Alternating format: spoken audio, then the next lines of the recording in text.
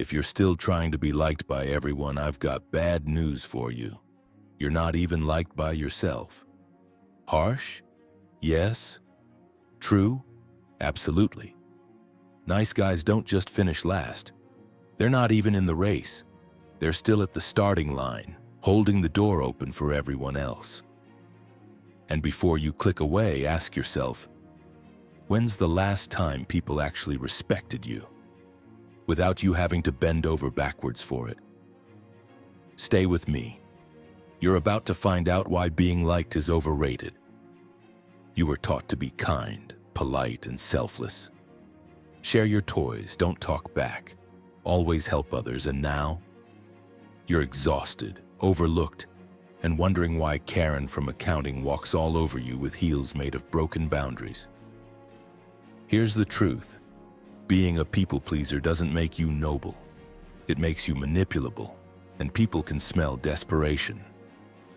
Spoiler alert, it smells like wet cardboard. I'm not saying be a jerk, I'm saying stop being a doormat. There's a difference between kindness and self-sacrifice. And today we're taking advice from the man who turned survival into an art form, Niccolò Machiavelli. He didn't just write about power, no, he wrote the blueprint for keeping it.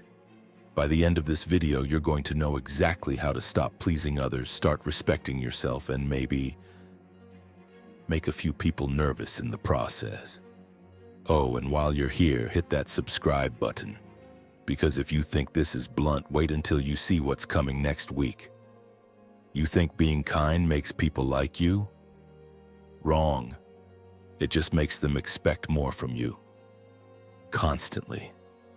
Machiavelli would laugh in Italian if he saw how far you're bending over backward to avoid conflict. He once said, "It is better to be feared than loved if you cannot be both." Translation: approval is a cheap currency, and you're broke. The problem is you think yes equals loyalty. It doesn't. It equals availability. And here's the bad news. People value what's scarce, not what's always on sale. Let me ask you, how many times have you agreed to help someone just so they wouldn't be mad at you? How often do you pretend you're fine with something just to keep the peace? Comment below. I'm genuinely curious. Because here's the thing. Every yes you give away without thinking is like handing over a piece of your spine. Eventually, there's nothing left to stand up with. From now on, your kindness needs to be strategic. Think of it like a limited edition product. Not everyone gets access. Your time, your attention, your energy. These are assets. Treat them like gold, not like free samples at the grocery store. And here's your first challenge. This week, say no to something you'd normally say yes to. Just once. Watch how people react. It's educational. Let's talk about your fear of the word no. You act like it's a nuclear launch code. But here's the truth Machiavelli would whisper while sipping an overpriced espresso. The first person to respect your boundary has to be you. If you say yes to everything, your life becomes a buffet where everyone else eats first. And you get the cold leftovers, and guess what? They're not even grateful. You think saying no makes you mean. Wrong. It makes you clear, and clarity is power. Try it. No, I can't help you move this weekend. No, I'm not lending you money again. No, I'm not staying late because you slacked off all week. Still breathing? Still alive? Congratulations, you survived the apocalypse of saying no. Here's the secret. Every time you say no to others, you're saying yes to yourself. Yes to your time, your mental health, your priorities. And don't just say no. Own it. No apologizing, no nervous laughter, no 12-paragraph explanation. Actually, let's make it interactive. Drop a no in the comments right now if you're going to try this. Seriously, I want to see how many of you are ready to grow a spine. Here's a truth bomb. You don't owe anyone an explanation. When you say no, You don't need to write an essay about why. You're not a defendant in court, you're the judge. Machiavelli would tell you, he who justifies too much is already guilty in the eyes of the strong. When you follow a boundary with a nervous TED Talk, you're basically telling people, I'm not sure I'm allowed to say this, and then they'll push. Try this. Sorry, that doesn't work for me. Then, silence. Let the silence do the work.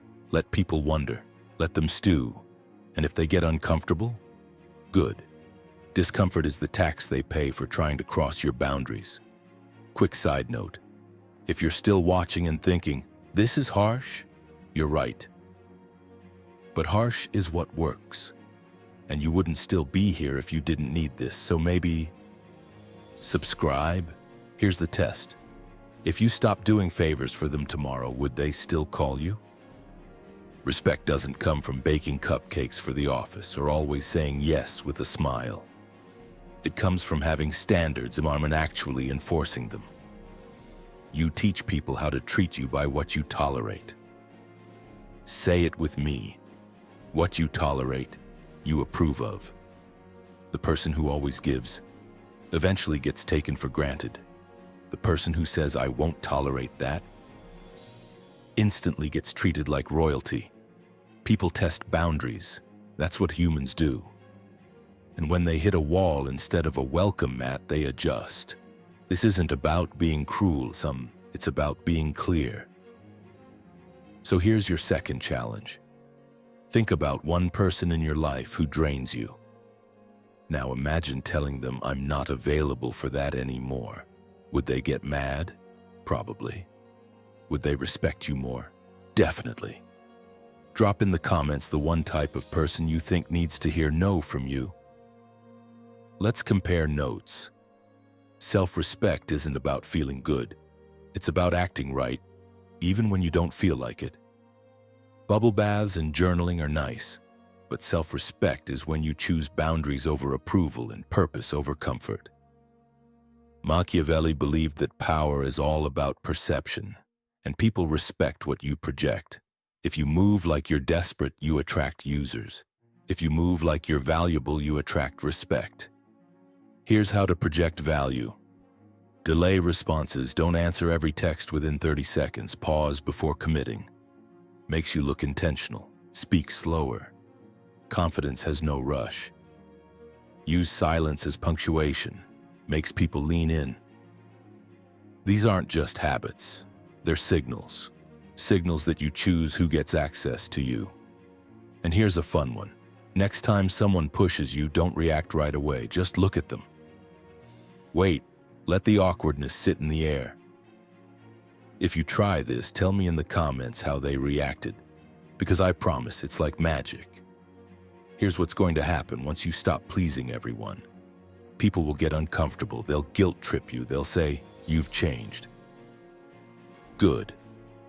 That's the goal. Because you have changed, you've stopped running your life like a popularity contest and started running it like someone who actually matters. Machiavelli didn't write The Prince for people who want to be liked. He wrote it for people who want to win.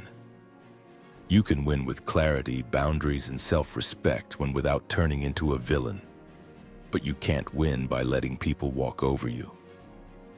So the next time someone says, you've been acting different lately, smile and say, finally.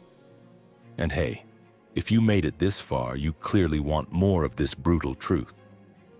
So, subscribe, not because I said so, but because deep down, you know you need it.